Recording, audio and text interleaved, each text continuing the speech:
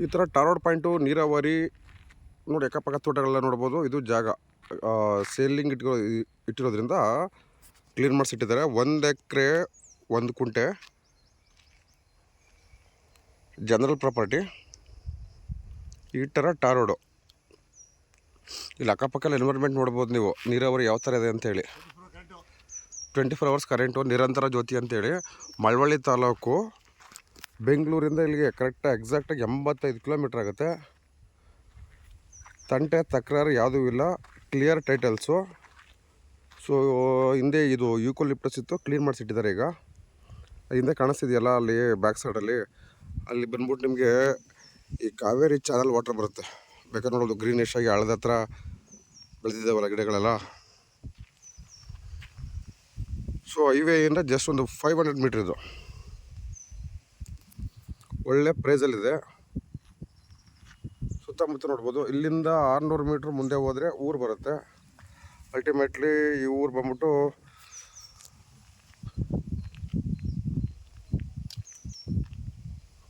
ಅದಿರೋಲ್ಲ, ನಮ್ಗೆ ಗೊತ್ತಿರೋರೆ, ತೊಂದರೆ ಇಲ್ಲ.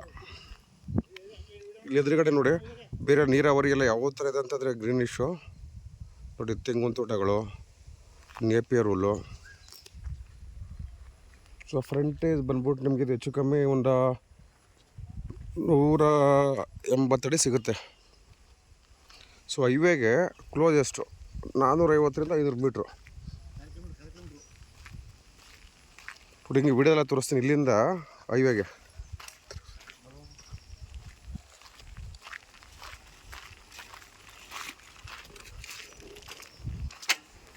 ನ್ಯಾಷನಲ್ ಹೈವೇ 209ಗೆ ತುಂಬ ಕ್ಲೋಸೆಸ್ಟ್ ಆಗಿರೋದು ಪ್ರಾಪರ್ಟಿ. ಮಳವಳ್ಳಿ ತಾಲೂಕು, ಹಲಗೂರು ಹೋಬಳಿ.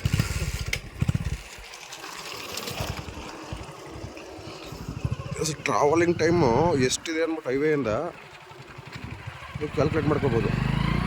ಗುಂಟೆ 2,60,000 ಗುಂಟೆಗೆ 2,60,000 ನೆಗೋಷಿಯಬಲ್ಲು. ನೋಡಿ ಆನ್ ದಿ ವೇ ನೋಡ್ಬೋದು ನೀವು. ಸುತ್ತಲೂ ಒಳ್ಳೆಯ ತೋಟಗಳು, ನೀರಾವರಿ ಬೆಲ್ಟು, ಜೊತೆಗೆ 24 hours ಎಲೆಕ್ಟ್ರಿಕ್ ಕನೆಕ್ಷನ್ನು. ಇದು ಅನ್ಸೀಸನಲ್ಲಿ ಈ ಬೆಲ್ಟಲ್ಲಿ ರಾಗಿ ಮತ್ತು ಭತ್ತ ಬೆಳೆದಿದ್ದಾರೆ ಅಂತ ಅಂದರೆ ಇಮ್ಯಾಜಿನ್ ಮಾಡಿಕೊಳ್ಳಿ.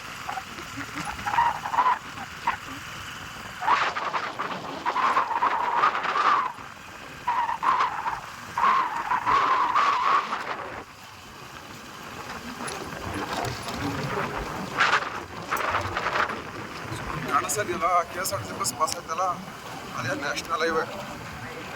400 ಮೀಟರ್ ಆಗಲ್ಲ ಇದು.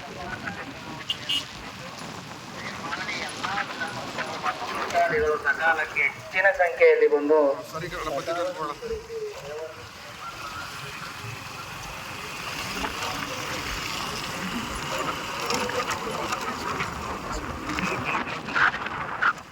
ಅಲ್ಲಿ ಪಕ್ಕದಲ್ಲಿ ನೋಡ್ಬೋದು, ಇಲ್ಲಿ ಒಬ್ಬರು ಲೇಔಟ್ ಕೂಡ ಮಾಡ್ತಾ ಇದ್ದಾರೆ.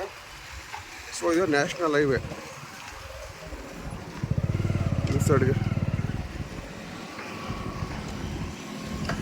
ಸೊ ಈ ನ್ಯಾಷನಲ್ ಹೈವೇಯಿಂದ ಜಸ್ಟ್ ವಾಕಬಲ್ ಡಿಸ್ಟೆನ್ಸಲ್ಲಿರುವಂಥ ಗೌಡ್ರಿಗೆ ಸೇರಿರುವಂಥ property. Clear titles, register ready ಇದೆ. ಸೊ ನಾವು ಅಲ್ಲಿ ಏನು ಬಂದ್ವಿ ನೋಡಿ, ಹೆಂಗೆ ಉರಿತಿದೆ ಲೈಟ್ ಅಂತಂದರೆ ನಿರಂತರ ಜ್ಯೋತಿ.